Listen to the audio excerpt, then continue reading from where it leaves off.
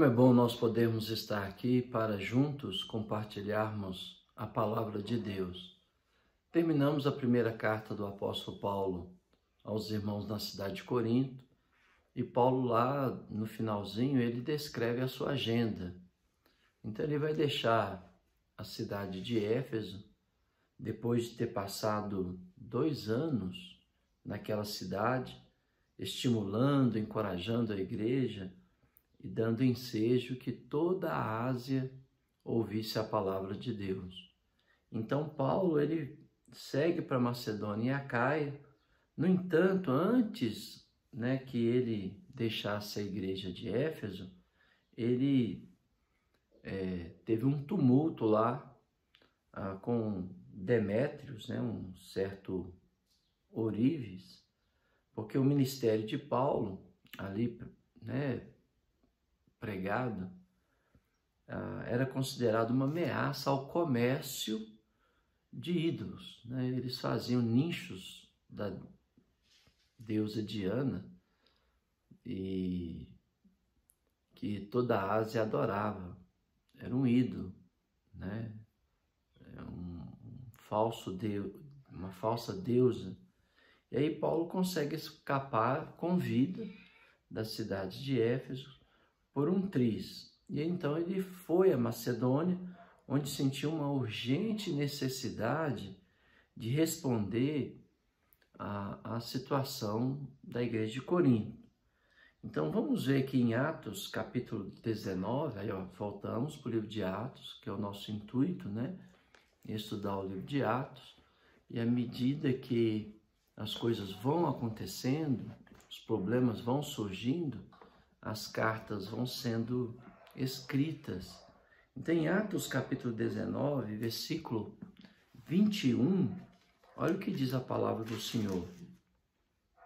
Por esse tempo, houve um grande alvoroço acerca do caminho, pois um ourive chamado Demétrio, que fazia de prata nichos de Diana, como eu disse, pequenas imagens de Diana, e que dava muito lucro aos artífices. Infelizmente, o cristianismo acabou adotando a idolatria, e dá muito lucro na venda de imagens, coisa que Deus pediu para não fazermos, Eu não estou falando de arte, eu não estou falando de algo como um símbolo que nos traz à memória algo histórico. Eu estou falando de ídolos que são adorados, Isso é idolatria, isso é pecado, contra o Senhor. E aí, mas os ídolos dão lucro para aqueles que os fabricam. E então eles insistem em fazer por causa do lucro, por causa do dinheiro. Infelizmente, o ser humano, desde os tempos antigos, tem se corrompido por causa do dinheiro. Deixa eu refazer minha frase. Tem se corrompido por causa do amor ao dinheiro. Em nome do dinheiro fazem coisas horríveis, e é muito lamentável isso, E desvaloriza, o ser humano. Muitos ricos, à custa do sangue dos pobres, enriquecem. Mas o juízo desses estão lavrado, Deus, ele ouve o clamor dos injustiçados e não as ofertas dos ricos que oprime, ou de quem quer que seja, que oprime o seu próximo, que enriquece à custa do sangue, do seu próximo. Nós estamos vendo aí uma vergonha, essa Copa do Mundo, para construir os estádios lá em Dubai, mais de 6.000 funcionários, se eu não estou enganado, da Tailândia, eu não tenho certeza de qual país, mortos por falta de segurança de trabalho, por falta de zelo, né, daqueles que têm um empreendimento. Então, é a copa do sangue dos pobres, eu acho que é senegaleses, né, não é nem tailandeses, lá de Senegal. Né, eu posso estar errando aqui quanto ao país, né, é a copa do sangue, né. Eu, particularmente, decidi, isso é opinião minha, você não tem que seguir, que eu não vou ver nenhum jogo da Copa, em memória aos mortos que ali morreram, os trabalhadores que ali morreram, deixando suas famílias, e os ricos de Dubai nem indenizaram suas famílias, né? Foi uma reportagem que eu vi no jornal e eu falei, eu não assisto nenhum jogo da Copa, né? É a Copa do sangue do trabalhador que não recebeu a dignidade. Eu creio que Deus não está feliz com isso. Eu conheço o meu Deus, Ele não fica feliz com aqueles que a preço de sangue enriquece e vive uma vida no luxo. Mas Deus diz também que o juízo destes está lavrado, né? Então, voltando aqui para o livro de Atos, por causa aí do lucro que o Demétrio e os seus companheiros de ofício, né, gerou uma tensão entre eles e o apóstolo Paulo. Convocando juntamente com outros da mesma profissão, como eu tinha dito, disse-lhes: Senhores, sabeis que deste ofício vem a nossa prosperidade, e estáis vendo e ouvindo que não só em Éfeso, mas em quase toda a Ásia, este Paulo tem persuadido e desencaminhado muita gente, afirmando não serem deuses os que são feitos por mãos humanas. E de fato não são. Né? A idolatria é loucura. A pessoa vai numa mata, por exemplo, colhe lá um galho frondoso, bonito, faz um ídolo para ela, né? Adora aquele ídolo, o restante da lenha põe no fogo para fazer um cozido para se alimentar. Incoerente. A madeira que serve para alimentar se transforma numa imagem onde o povo se inclina e adora. A idolatria é loucura. E não é só loucura. Onde a idolatria reina, a miséria reina, né? E você pode ver isso por todo o mundo. Onde a idolatria reina, o povo vive no estado de miséria, degradação, não só física, mas como moral, ética. E aí, Paulo, por ter ficado em Éfeso quase 2 anos, ensinando a palavra de Deus, toda a Ásia ouviu o Evangelho. Aí o Demétrio fala que ele estava desencaminhando quase toda a Ásia, né? Afirmando não serem deuses os que são feitos por mãos humanas, e de fato não são.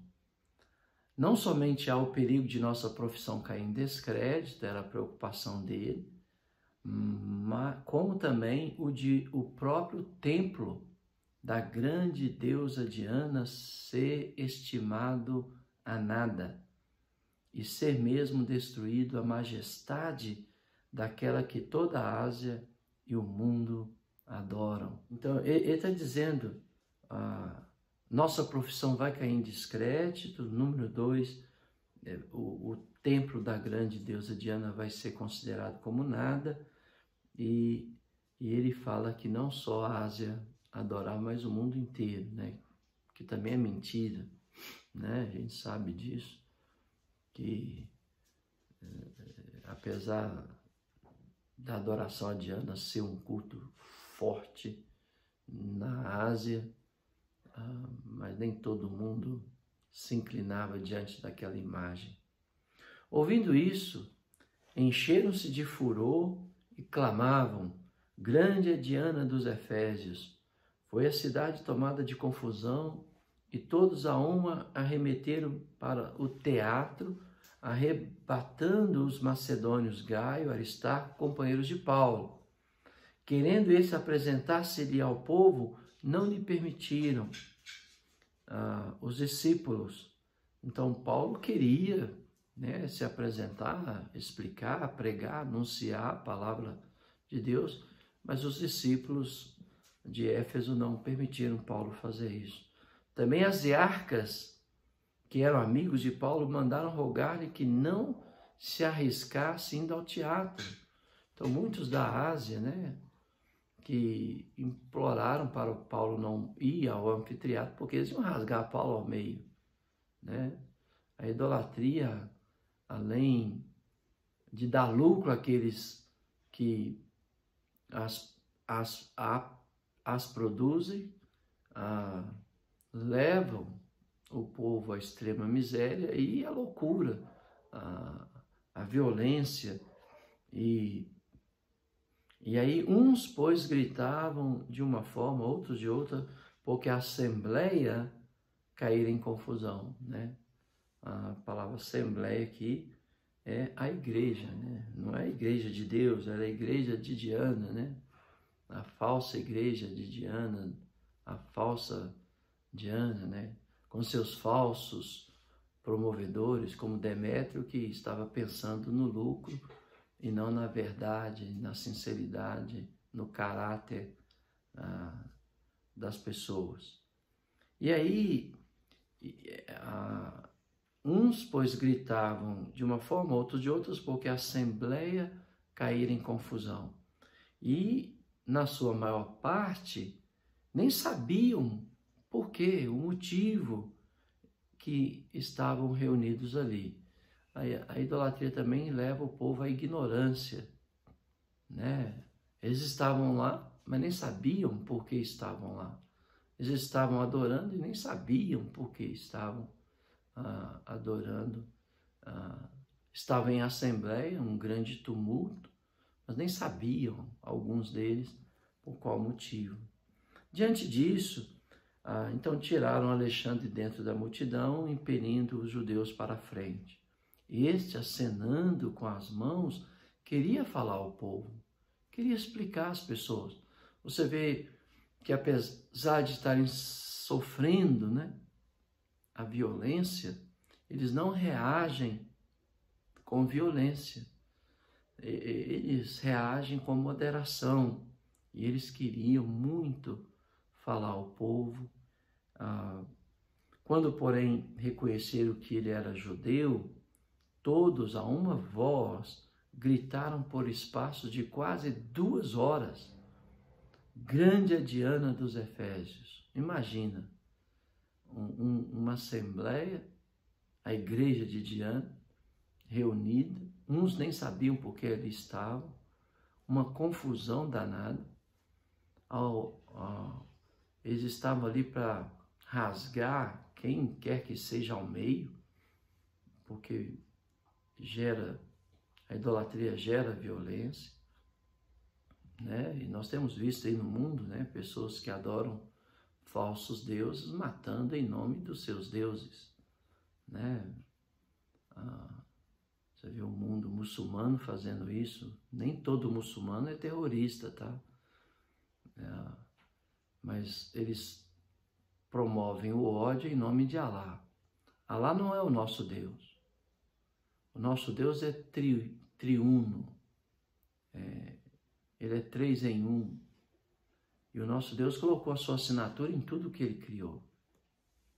Se fosse uma só pessoa na divindade, ele ia colocar a sua assinatura.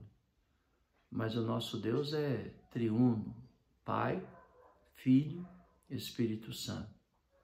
Quer ver como que ele colocou a sua assinatura em tudo, né? Ele criou todas as coisas pela sua palavra, né?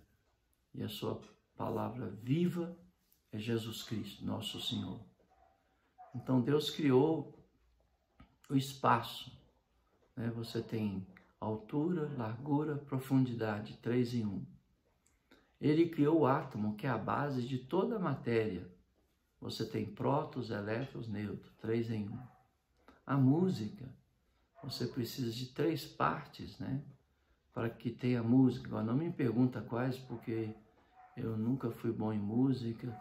Eu acho que é letra, melodia, partitura, eu não entendo. Então, me desculpe aí por não saber as 3 partes que compõem a música, mas é 3 em 1 também. A água, você tem ela no estado líquido, sólido e gasoso, 3 em 1, né? O ser humano, corpo, alma, espírito, 3 em 1. Ou seja, nosso Deus, ele pôs a sua assinatura em tudo que ele criou, né? Então, Alá não é o nosso Deus. Jesus Cristo é o Deus unigênito que estava no seio do Pai, que veio a essa terra e revelou a nós o Pai e nos concedeu a pedido do Pai, a seu pedido ao Pai, o Espírito Santo, para que todos que lhe obedecessem fosse selado para o dia da redenção com seu Santo Espírito. Na criação estava lá o Pai, o Filho e o Espírito Santo criando todas as coisas, né? As visíveis e as invisíveis. Então, tudo que existe tem a assinatura do nosso Deus, né? Do nosso Senhor e Salvador Jesus Cristo, do seu Pai e do Santo Espírito, o Espírito da promessa. Então você vê as pessoas, em nome dos seus deuses, dos seus ídolos, da sua religião, que não seja a fé cristã, além de levar o povo à loucura, leva o povo à violência, leva o povo à miséria e não dá nada para o povo. O povo não tem esperança, uma viva esperança, né? Você pode ver isso em outras religiões, que não vou mencionar aqui, porque não é meu intuito, mas você pode ver isso de uma forma bem visível aqui nesse texto de Atos, capítulo 19, a partir do verso 21. Aí o escrivão da cidade, que não era bobo nada, ele sabia que aquela assembleia não podia ser realizada, ele disse, ele primeiro apazigua o povo, né? Nós temos que ser pessoas de paz, e nós devemos apaziguar onde há conflito, não um povo que promove os conflitos, né? E aí, senhores Efésios, quem porventura não sabe que a cidade de Éfeso é a guardiã do templo da grande Diana e da imagem que caiu de Júpiter? Ora, não podendo isso ser contraditado, convém que vos mantenhais a calma e nada façais precipitadamente. Porque esses homens que aqui trouxestes não são sacrilégio, nem blasfemam contra a nossa deusa.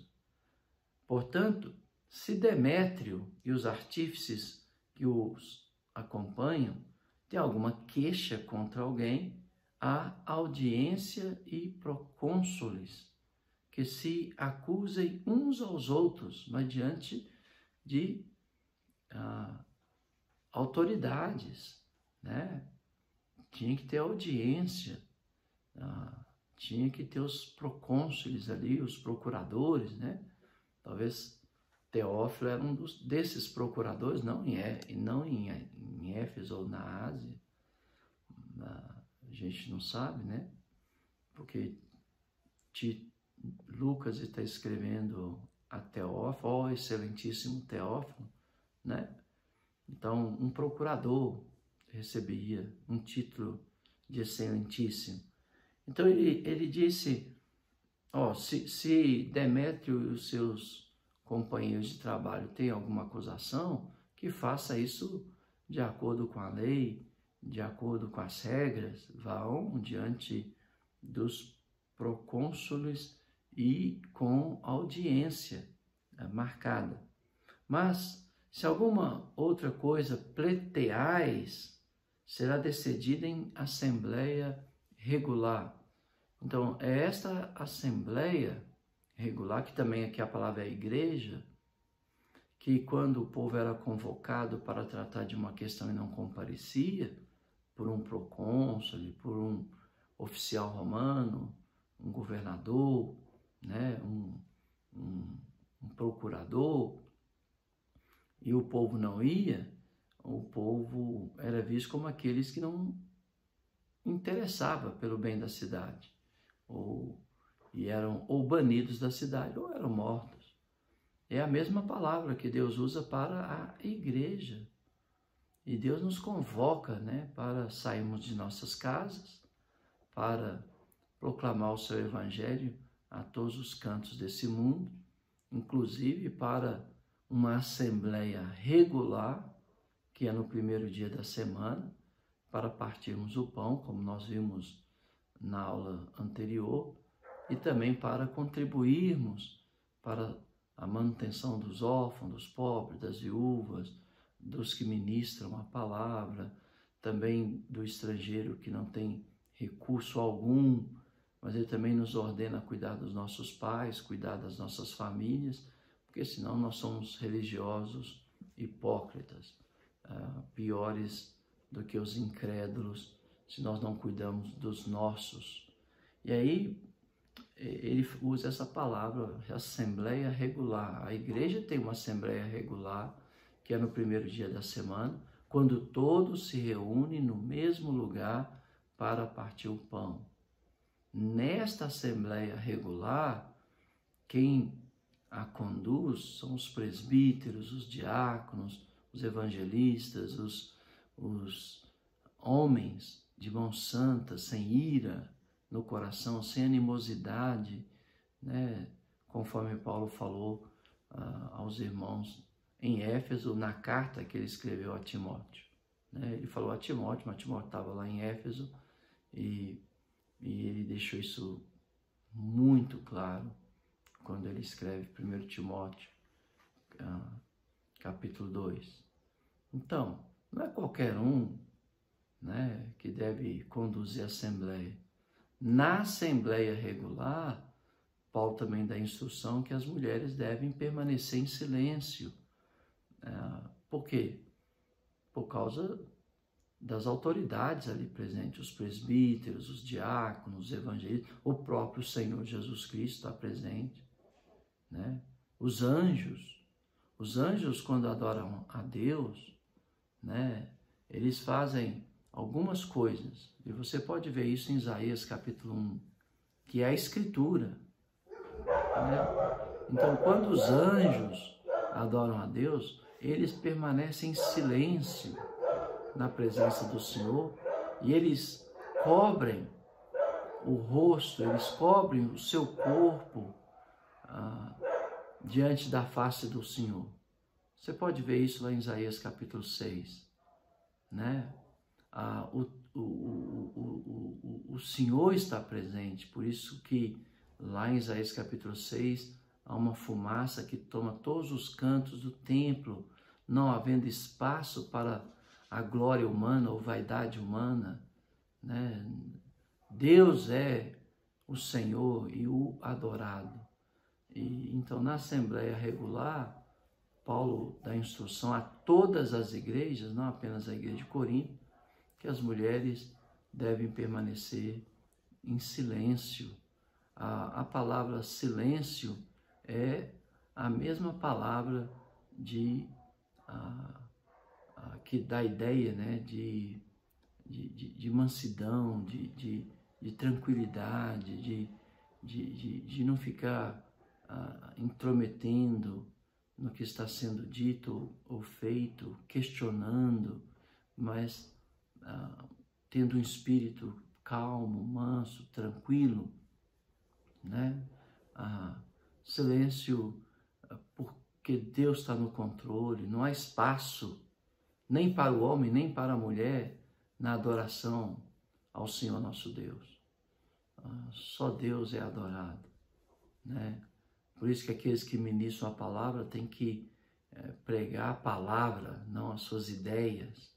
Aqueles que cantam que louvam a Deus, devem nos ajudar a louvar a Deus e não simplesmente se apresentar como um grande músico, um grande cantor. Não há espaço para a vaidade humana, nem a adoração. Depois você olha lá em Isaías, capítulo 6, e Paulo fala que uma das razões que as mulheres deveriam, na assembleia regular, eu estou deixando isso bem claro, né? Porque em outras reuniões que não é assembleia regular, as mulheres participam, falam, cooperam, ajudam, né? Faz grandes obras para o Senhor. Em Romanos capítulo 16, você tem uma lista lá de mulheres servindo ao Senhor de todas as formas, mas na assembleia regular, que é para nós cristãos, no primeiro dia da semana, quando todos estão reunidos, todos, sem exceção. Se você faltou, você não participou da assembleia, e a assembleia estava incompleta, porque você não estava lá. Se fosse para tratar do esgoto da cidade, se fosse o prefeito te convocando, e se você não fosse, você seria expulso da cidade, ou morto. E aí as pessoas se dão o luxo de negligenciar a assembleia regular do Senhor, né? Que é a mesma palavra, assembleia regular. Porque também corremos o perigo, o escrivão está dizendo, de que por hoje estejamos acusados de sedição, não havendo motivo algum que possamos alegar para justificar este ajuntamento, né?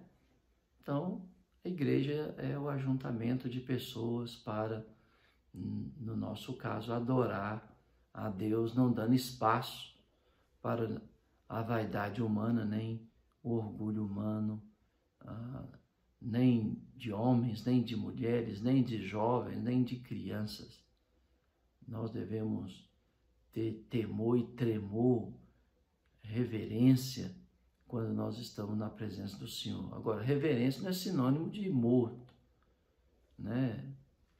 Às vezes a gente fica assustado, né? A gente vai na assembleia regular e parece que está todo mundo morto, né? E uma vez eu falei numa congregação onde eu fui pregar, que eu já tinha ido em velório muito mais animado do que aquele culto, do que aquela assembleia. A turma não gostou muito não, mas é a verdade.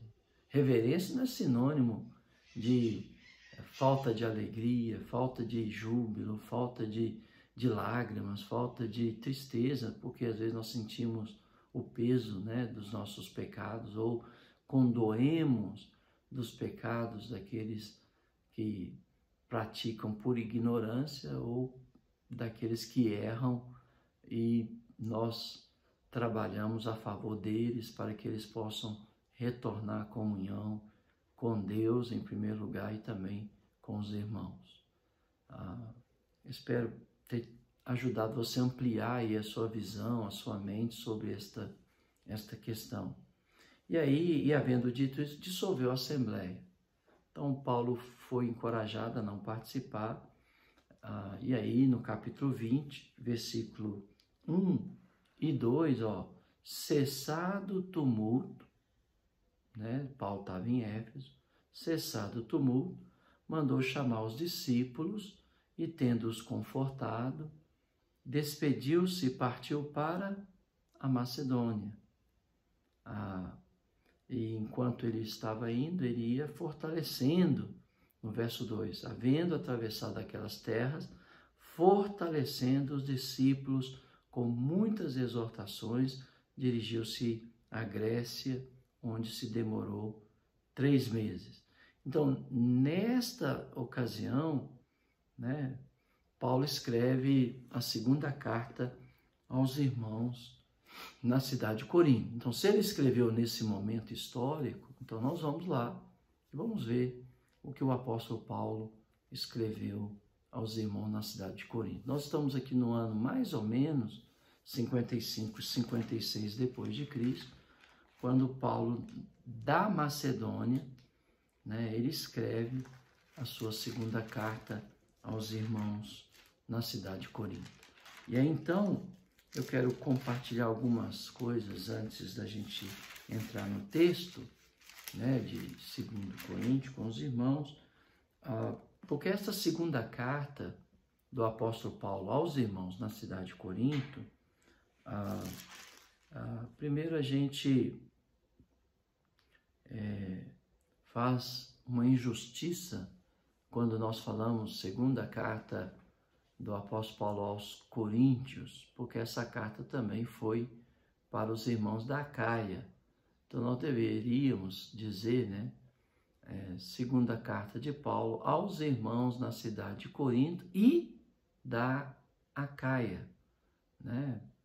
Porque ele fala que, ó, Paulo, apóstolo de Cristo Jesus, pela vontade de Deus, e o irmão Timóteo, a igreja que está em Corinto, e a todos os santos em toda a Acaia. Então, essa carta foi dirigida aos irmãos na cidade de Corinto, mas também a todos os irmãos na região da Acaia. E Paulo se apresenta aí como apóstolo, ou seja, enviado. E ele foi enviado segundo a vontade de Deus. E a Timóteo, a palavra igreja, a igreja de Deus, ou a assembleia, é o ajuntamento do povo de Deus para adoração, para a comunhão, para a assistência aos que ele tem necessidade, para a leitura e exposição exaustiva da palavra de Deus, para edificação do povo do santo. Eu quis enfatizar exposição das Escrituras, né? Eu aconselho os nossos pregadores aqui na cidade de Betim a fazer pregações expositivas dos textos bíblicos para que os irmãos tenham todo o conhecimento da Escritura e não pregações aleatórias, temáticas, não que não possa haver um assunto que deve ser tratado com a comunidade local. Aí um dos anciãos da igreja assume e trata a questão, né? Mas os pregadores, né? Nós temos alguns pregadores aqui e eles terminaram até uma série de mensagens sobre o Evangelho de Lucas, agora começaram sobre o livro de Atos, né? E aí, onde um termina, o outro começa. É uma ordem expositiva, né, da palavra de Deus, porque nosso desejo é que todos conheçam toda a verdade, não apenas algumas partes da Bíblia, mas toda a Bíblia, toda a Escritura, né? E esses pregadores estão sob a supervisão, né, dos bispos da igreja, dos anciãos, que têm a função de pastorear o rebanho de Deus, né? Dos presbíteros, que têm a função de pastorear o rebanho de Deus, né? Ou seja, agora, uma coisa que eu queria falar, que essa carta é uma carta muito pessoal do apóstolo Paulo, né? Nesta carta, você vai ver que o apóstolo Paulo, ele abre o seu coração para a igreja de Corinto e abre o seu coração para os irmãos da Acaia. Ele fala das suas lutas, das suas aflições, ele fala das dores da sua alma, ele mostra as tensões e as perseguições que ele sofreu, né? É uma carta muito bonita. É raro você ver, às vezes, né, irmãos missionários, presbíteros, evangelistas, ministros da palavra, falar, abrir seu coração para a comunidade cristã. E é uma coisa que deve ser feita, para que as pessoas que ouvem possam ver que nossos irmãos, nossos pastores, nossos diáconos, nossos ministros da palavra, nossos evangelistas, não são super-heróis, não são semideuses, são homens sujeitos às mesmas fraquezas e sentimentos que todos nós estamos sujeitos, mas que pela bondade de Deus recebeu dons especiais da parte do Senhor, e no exercício desses dons eles estão não só se aprimorando, mas aprimorando, aperfeiçoando os santos, para que eles possam ter resposta a todos que pedirem a razão da sua fé. Né? Então Paulo aqui nesse texto de 2 Coríntios e aos santos da Acaia, Paulo vai abrir a sua alma, né? Eu não sei se eu falei, mas estamos aqui na Macedônia e estamos aqui no ano entre 55 e 56, quando essa carta foi escrita. E aí no verso 3, Paulo, ele, de novo, olha, ele exalta a Deus. Na igreja só tem espaço para uma pessoa ser adorada, louvada, Deus. Jesus Cristo, seu Filho, o Espírito Santo, Deus, a divindade. Não há espaço para shows, para exibicionismo, para a vaidade humana, para o orgulho humano. Né? Não existe espaço para isso. Só existe espaço para Deus. Então ele faz aqui uma exaltação, mas deixa eu terminar de ler aqui o versículo 2, né? Ele saúda a igreja com a graça que é a causa, né, da paz da parte de Deus, nosso Pai, e do Senhor Jesus Cristo. Então ele exalta Deus no verso 3. Bendito seja o Deus e Pai de nosso Senhor Jesus Cristo, Pai de misericórdia. Então Deus é a fonte da misericórdia e Deus tem prazer na misericórdia, e a igreja de Deus deveria ter também prazer na misericórdia, na compaixão. E Deus de toda a consolação, Deus é a fonte de todo consolo, né? Se você precisa do consolo, você tem que ir à fonte, que é Deus.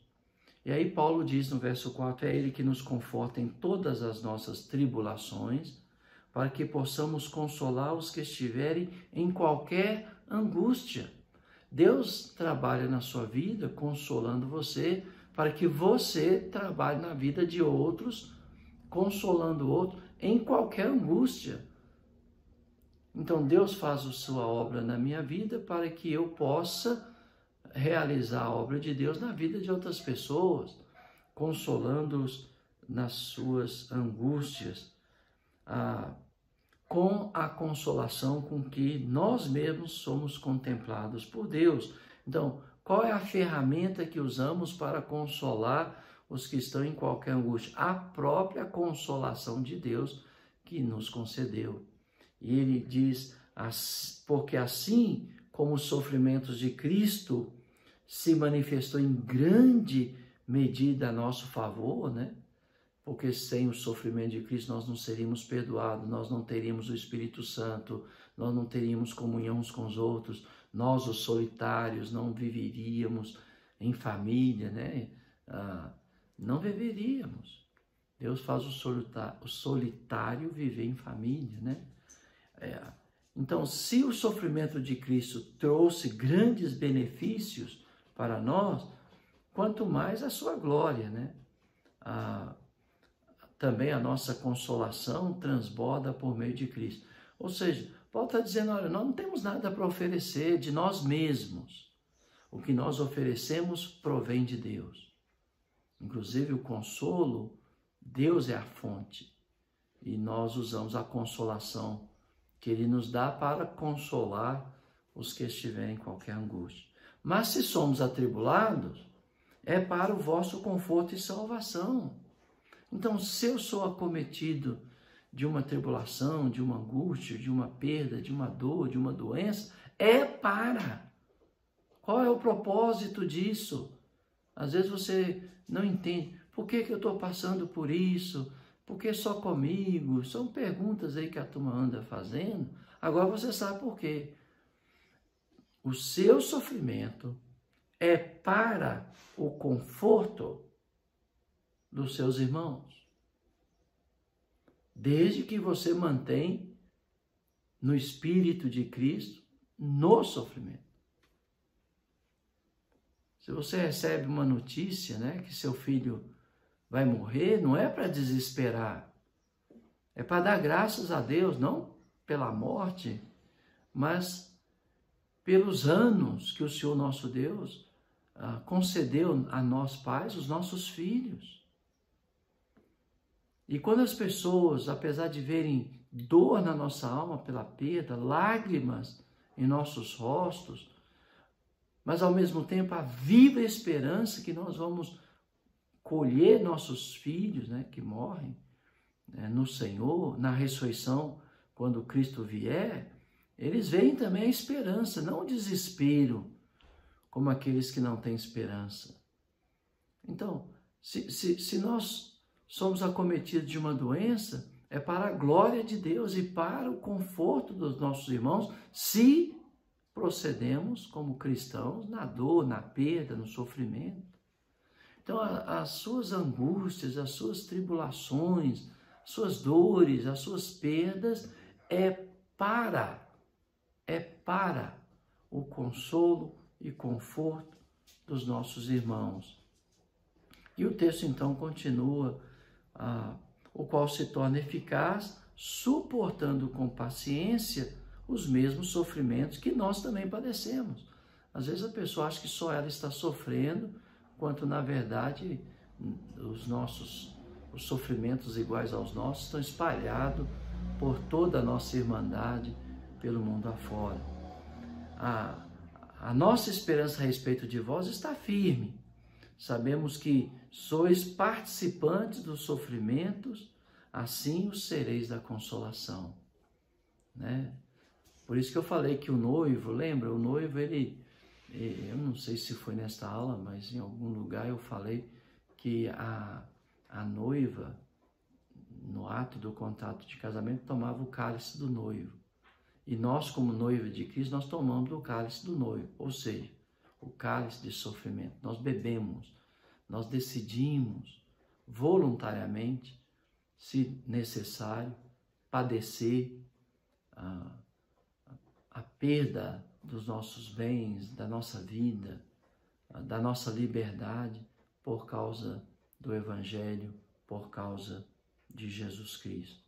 E aí Paulo, então ele diz, porque não queremos, irmãos, que ignoreis a natureza da tribulação que nos sobreveio da Ásia. Então Paulo dá um testemunho pessoal, né? Nós tivemos uma grande aflição na Ásia, talvez ele estava referindo àquela situação lá de Demétrios, ou quando ele questiona a igreja que estava negando a ressurreição do corpo, e falou, eu lutei com feras em Éfeso. Ele não sabe de qual tribulação ele está falando, mas ele está falando de uma grande tribulação na Ásia. E ele diz, porque foi acima das nossas forças, Paulo diz, e a ponto de desesperarmos até da própria vida. Eu acho muito bacana o apóstolo Paulo compartilhando com os irmãos de Corinto e da Acaia, né, a angústia que tomou de sobressalto a sua alma, o desespero, né, que ele fala ao ponto de desistir da própria vida. E aí Paulo diz, contudo, já em nós mesmos tivemos a sentença de morte. E aqui a pergunta é, por que eles desesperaram da própria vida e por que as tribulações foram acima das suas forças? Porque nós temos escritura dizendo que nós jamais seremos tentados além das nossas forças. Então, por que as tribulações aqui na Ásia foram além das forças do apóstolo Paulo? Porque às vezes você é atribulado além das suas forças. Paulo vai responder. E a resposta de Paulo, ele fala: contudo, já em nós mesmos tivemos a sentença de morte. É um termo técnico aqui, parece que eles foram sentenciados à morte, para que não confiemos em nós, e sim no Deus que ressuscita os mortos. Por que desesperamos da própria vida? Porque estamos confiados em nós estamos olhando para o governo, estamos olhando para as circunstâncias, estamos olhando para os problemas, em vez de termos a nossa âncora além do véu, e tendo total estabilidade em Cristo no céu. Aí nós desesperamos. Então, pare de olhar para si mesmo, para as pessoas, para as circunstâncias, para os problemas, para o governo. Olhe para Deus, olhe para o alto. Pare de olhar para as tragédias, para os desastres que acontecem. Olhe para o alto, de onde também nós aguardamos o nosso Salvador, lembrando, trazendo à nossa memória que a nossa redenção se aproxima. Aí ele fala: o qual nos livrou e livrará de tão grande morte, em quem temos esperado que ainda continuará a livrar-nos, né? Ele falando de Deus, Deus que ressuscita os mortos. Então Paulo colocou sua confiança em si mesmo, sua esperança em si, na sua equipe, e aí o desespero chegou, né? Mas não no Deus que ressuscita os mortos, mas o Deus que ressuscita os mortos os livrou da morte e ia continuar os livrando. E aí no verso 11 ele diz: ajudando-nos também vós com as vossas orações. Então nós precisamos da sua ajuda, irmão. Ore por mim, ore por nós, né? A nosso favor, para que muitos sejam dados graças a nosso respeito pelo benefício que nos foi concedido por meio de muitos. Então, houve aí uma intervenção de Deus, mas também houve uma intervenção da igreja em oração e em ajuda, porque ele fala: fomos beneficiados por muitos. Verso 12: porque a nossa glória é esta, o testemunho da nossa consciência. Nós temos que ter uma consciência santa, livre de acusação, e de que com santidade e sinceridade de Deus, não com sabedoria humana, mas na graça divina temos vivido no mundo. Nós temos que ter uma consciência limpa, um coração puro, uma fé sem hipocrisia, servindo a Deus no mundo com estas prerrogativas, não vivendo como o mundo vive. Temos vivido no mundo e mais especialmente para convosco, porque nenhuma outra coisa vos escrevemos além das que ledes e bem compreendeis, e espero que as compreendeis de todo, como também já em parte nos compreendestes, que somos a vossa glória, como igualmente sois a nossa no dia de Jesus Cristo, nosso Senhor. Ele fala aqui da volta de Cristo, nosso Senhor. A igreja deve ser a nossa glória, a nossa alegria, e a igreja deveria nos ter, nós que servimos, como a sua glória na vinda de nosso Senhor. Esteja pronto para a volta de Cristo. Se prega muito pouco sobre a volta de Cristo, mas ele virá e ele trará alívio aos que são atribulados, mas angústia e tribulação aos que nos atribulam segundo a sua vontade. Com esta confiança, então, resolvi ir primeiro encontrar-me convosco, para que tivesse um segundo benefício e, por vosso intermédio, passar a Macedônia e da Macedônia voltar a encontrar-me convosco. Então, tá vendo? Ele passar a Macedônia e da Macedônia encontrar com vocês pessoalmente e ser encaminhado para a Judéia. Ora, determinado isso, terei porventura agido com leviandade? Ou, ao deliberar, acaso delibero segundo a carne, de sorte que haja em mim simultaneamente o sim ou o não?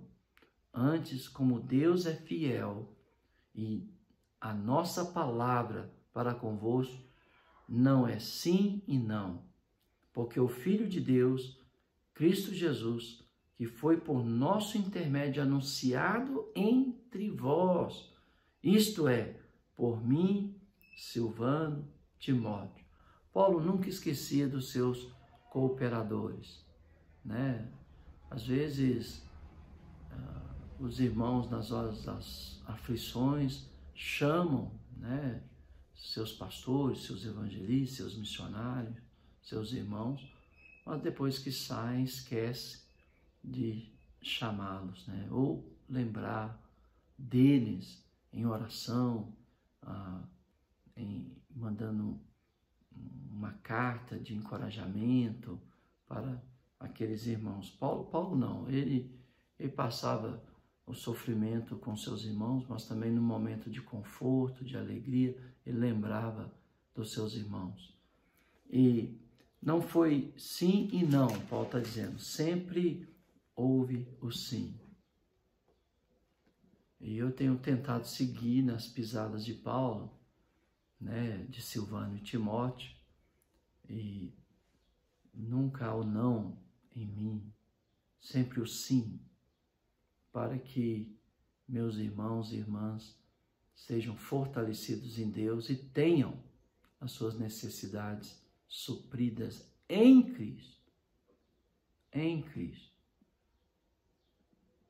Mas que eu seja um instrumento de Deus para isto. E Paulo diz, nunca houve o não em mim, sempre o sim, né? Porque quantas são as promessas de Deus? Muitas. E lembra que Deus é o Deus dos impossíveis para todas as suas promessas. Às vezes a gente quer que Deus faça coisas que Ele não nos prometeu. Por isso que há a frustração aí de muitos com Deus, né? A gente fica aí brigado com Deus.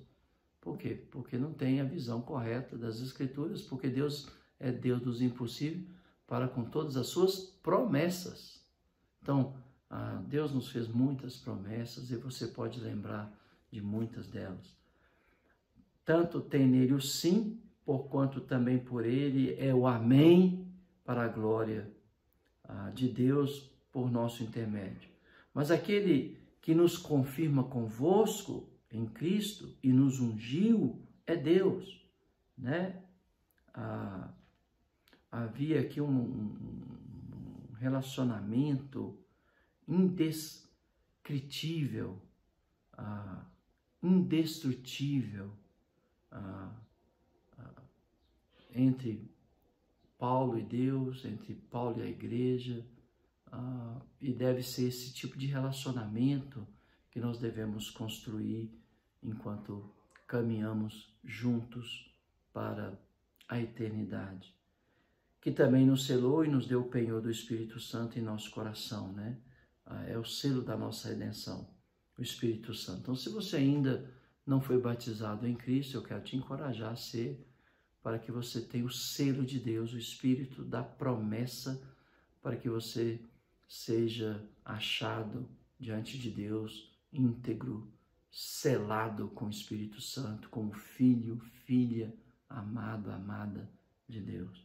Eu, porém, por minha vida, tomo a Deus por testemunha de que para vos poupar, não tornei ainda em Corinto. Havia um problema lá e Paulo preferiu controlar suas emoções antes de ir à cidade para tratar o problema com os irmãos.